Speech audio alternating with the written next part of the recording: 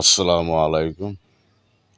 প্রিয় দেশবাসী, অনেক বক্তাগণ বলে আমাদের মাজারের সাথে সম্পর্ক রাখা যাবে না, মসজিদের সাথে সম্পর্ক রাখতে হবে। আরে বোকার দলগল, যারা মাজারে শুয়ে আছে তারাই এই দেশে মসজিদ নির্মাণ করেছে, তারাই ইসলাম প্রচার করেছে বাংলাদেশে। আল্লাহর অলিগণ বড় পীর আব্দুল কাদের জিলানীর হুকুমে তারা বাংলাদেশে আসেন দয়ালু নবীজির উম্মেদগণকে দয়াল নবীজির উম্মেদ বানাতে এই বাংলাদেশে ইসলাম প্রচার করেছে আল্লাহর অলিগণ।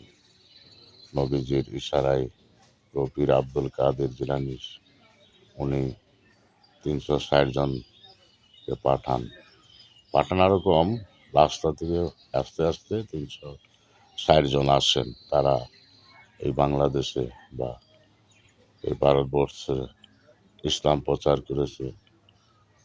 শাহজালাল শাহপরাণ আরও আগে ইসলাম প্রচার করেছে। হাজা শাহজালাল শাহপরাণ যারা আছেন, অনেক আল্লাহর অলিগণ আরও হয়েছে বাংলাদেশে, তাদেরই তো মাজার হয়েছে। হাজা মাইনুদ্দিন চিশতিয়া, হাজা বাবা তো ইসলাম প্রচার করেছে, লক্ষ লক্ষ মুসলিম বানিয়েছেন উনি ভারতবর্ষে।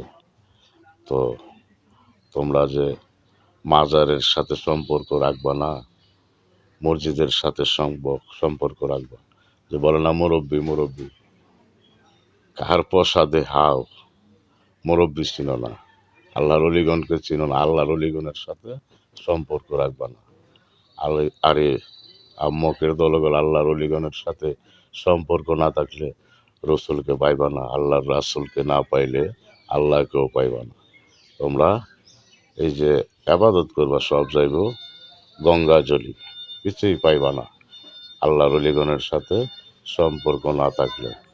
আল্লাহ মানবা, হাসর মানবা, নবীজিকে মানবা না, তোমাদের কিছুই পাইবা না, তোমরা কিছুই পাইবা না। তোমরা যাইবা খালি হাতে। এই দুনিয়াতে পাঠিয়েছে আমাদেরকে আল্লাহ কিছু নেওয়ার জন্য। কিছু নিতে না পারলে খালি হাতে যায় কিছুই পাইবা না। আল্লাহর অলিগণকে না মাইনা, রাসুলকে তোমাদের মতো মাইনা গোল্লা পাইবা, লাড্ডু, গুড়ার ডিম পাইবা, গুড়ার ডিম।